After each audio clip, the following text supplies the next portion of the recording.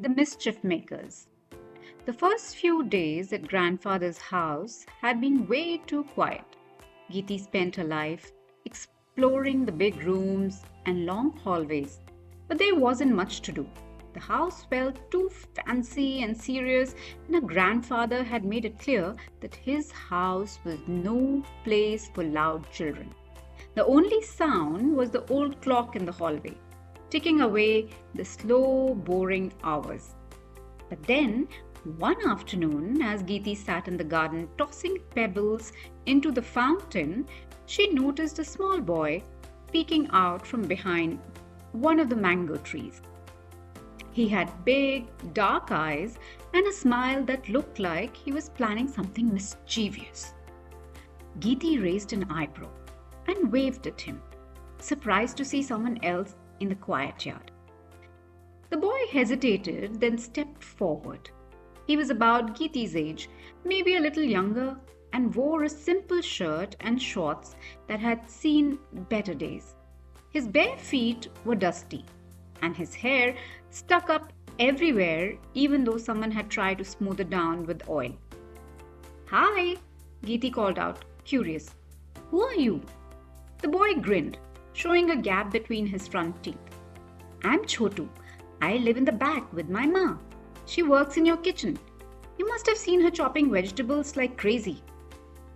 You live here? Geeti asked, surprised. Chotu nodded proudly. In the servants' quarter, my ma is Munni. She does all the cooking and cleaning. Geeti's eyes widened. She had never met anyone who lived in the servants' quarter before. I'm Geeti, she said. I'm staying here with my grandfather. I know, Chotu said wisely. Everyone's been talking about the girl who came to stay with the old colonel. His grin got bigger. I've seen you walking around looking lost. You don't look like you belong in this fancy house. Geeti laughed, feeling suddenly lighter. She didn't belong here, not in this place of rules and silence. But with Chotu, things felt different, more normal. Well, Geeti said, looking around the garden, I don't really fit in this house, but maybe I could get used to it if I had someone to talk to. Chotu's smile grew wide. That's me, and I know this house better than anyone. I can show you all the best hiding spots. Geeti's eyes lit up. You mean we can sneak around? Exactly, Chotu said, snapping his fingers. Before Geeti could ask more questions, a loud voice echoed from the back of the house. Chotu, where are you? Come help with the laundry right now. Chotu groaned and rolled his eyes. That's Ma. She thinks I should work all day. I'll come back later, okay? Geeti watched as he ran off, his feet kicking up the little clouds of dust. For the first time since arriving, she felt excited about tomorrow. The next morning, after another quiet breakfast with her grandfather, Geeti met Chotu by the front gate. He was bouncing on his toes, clearly excited about something. He said, I want you to meet someone.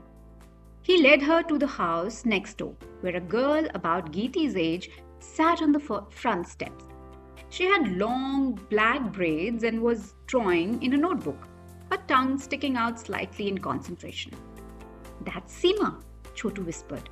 She knows all the fun places around here. Can I meet her? Geeti asked, feeling nervous and excited at the same time. Hey Seema! Chotu shouted out, waving his arm like he was trying to fly. The girl looked up and smiled. Oh, I'm Chotu. This is Geeti, the one I told you about. She's staying at the colonel's house. Seema quickly closed her notebook and tucked it under her arm. Hi Geeti. Wow, you actually live in that big house? My grandfather lives there, Geeti said. I'm just visiting for the holidays. It must be so cool inside. Seema's eyes sparkled. I've always wondered what it would be like to play hide and seek in there. There must be so many places to hide. Geeti sighed. I wish I could play inside. It's really boring actually. My grandfather's always in his study and I'm not supposed to make noise. Seema leaned in closer, lowering her voice. Well, you just need someone to play with. Really? Geeti's eyes sparkled with adventure. Seema looked around to make sure no one was listening, then whispered, I know the coolest secret places. There is this old house at the end of our lane and no one uses it anymore. It has a backyard full of old stuff that nobody ever looks at. Geeti's heart started beating faster. You've been inside? Yes, a few times, Geeti grinned. I'm planning to go this afternoon. Want to come explore with me? It's amazing in there. Before Geeti could respond, Seema opened her notebook and quickly drew a little map showing where the house was. Here, she said, tearing out the page, just in case you get lost. Geeti took the map, her hands trembling slightly with excitement. Finally, a real adventure. My father will be so angry if he catches us, Seema whispered. Already thinks I'm too wild. If he finds out I took you there, what would happen? Geeti asked. No playing outside for a month, maybe 2. Geeti felt a little flutter of worry, but the excitement was stronger. I'll meet you there, she said.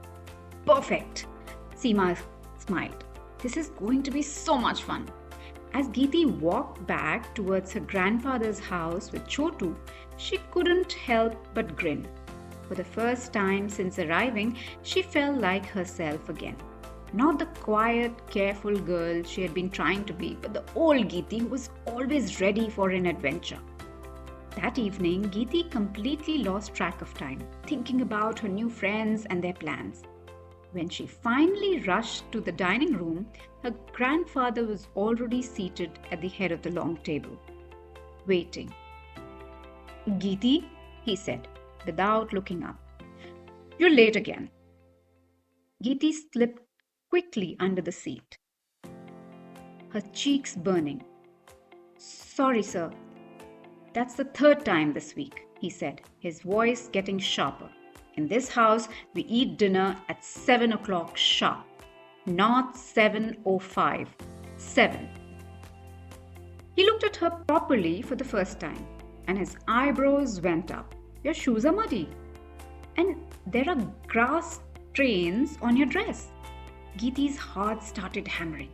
She looked down at her shoes and clothes. He was right. Where exactly have you been spending your afternoons? He asked. Just in the garden, Geeti said quietly. Her stomach twisted into knots. She hated lying, but how could she explain about Chotu and Seema in the secret house? Her grandfather studied her face for a long time. I see. Well, cleanliness is important in this house. Remember that. He picked up his fork and then set it down again.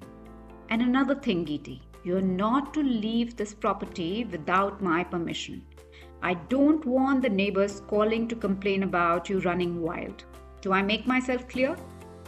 Geeti nodded, her face hot with embarrassment and something that felt like rebellion stirring in her chest.